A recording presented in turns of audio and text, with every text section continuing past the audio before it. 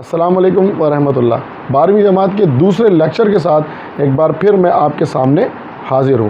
آج ہم میر تقی میر کی غزل نمبر 1 کو دیکھیں گے کہ جو اہم اشعار ہیں اس میں ان کی تشریحات اور ان کے مرکزی خیال میں آپ لوگوں کے سامنے پیش کروں گا۔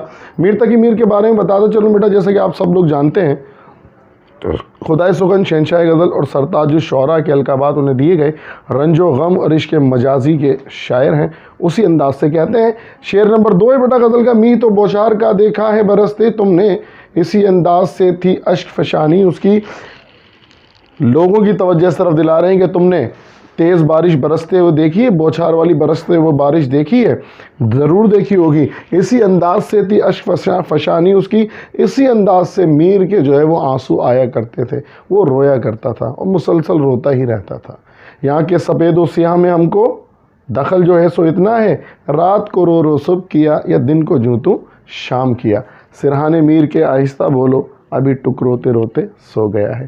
تو جو درد و غم ان کی شاعری میں پایا جاتا ہے، پہلے شعر میں اس کو انہوں نے بیان کیا کہ بارش، تیز بارش کے مانند اس کے آنسو نکلا کرتے تھے۔ شعر نمبر 3 دیکھیے بیٹا اسی غزل کے بعد کی طرز کو دیکھو تو کوئی جادو تھا، پر ملی خاک میں کیا سحر بیانی اس کی بات کرنے کا انداز دیکھیے، شاعری کا انداز دیکھیے۔ محسوس یہ ہوتا ہے کہ شاعری نہیں کر رہا، جادو کر رہا ہے، اور جادو کے ذریعے سے شعر پہ شعر، شعر پہ شعر، شعر پہ شعر کہتا چلا جاتا ہے۔ مگر پر ملی خاک میں کیا سحر بیانی اس کی سحر بیانی، اس کی جادوئی انداز، اس کے کمالات، اس کی شاعری خاک میں مل گئی۔ کیوں مل گئی؟ لوگوں نے اس کی قدر نہیں کی، لوگوں نے اس کی قدر نہیں جانی۔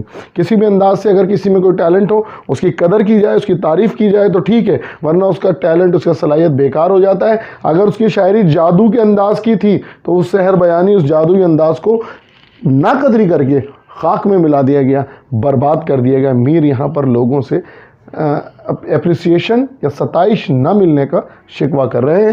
شعر نمبر 5 دیکھیے، مرثیے دل کے کئی کر کے دیے لوگوں کو۔ بڑا خوبصورت شعر ہے۔ مرثیہ کہتے ہیں ایسی نظم جس میں مرنے والے کی تعریف کی جائے۔ کہہ رہے ہیں مرثیے دل کے، میرا دل مرا ہوا ہے اور اس کے مرثیے کئی کر کے دیے لوگوں کو۔ میں نے بہت مرثیے سنائے ہیں لوگوں کو اپنے دل کے۔ شہر دلی میں ہے سب پاس نشانی اس کی۔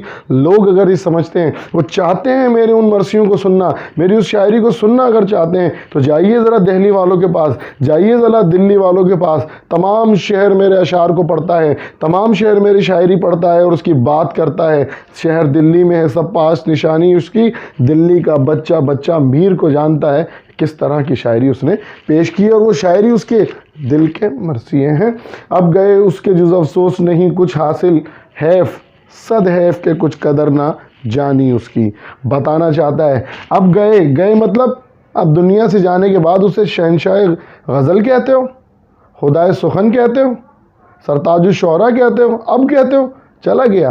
اس کی زندگی میں تم نے اس کی کبھی قدر نہیں کی، کبھی زندگی میں تعریف نہیں کی، تو کہہ رہے ہیں اب گئے اس کے جز افسوس کچھ نہیں کچھ حاصل۔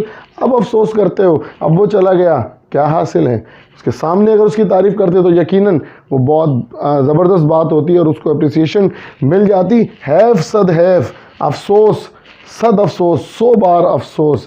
صد کے معنی بیٹا 100 کے ہیں، حیف صد حیف، افسوس ہے تم پر 100 بار افسوس ہے کہ کچھ قدر نہ جانی اس کی زندگی میں تم نے اس کی قدر نہیں کی۔ نتیجے کے طور پہ پھر اس شعر میں شکوہ کر رہے ہیں اب وہ دنیا سے چلا گیا ہوں تو اب میری تعریفیں کرتے ہو، کوئی فائدہ نہیں، بلکہ افسوس یہ ہے کہ تم نے اس کی میری قدر نہیں کی، اس پر تم افسوس کے قابل ہو، اور میری اگر قدر نہیں کی تو کوئی بات نہیں، نقصان تم نے اپنا کیا۔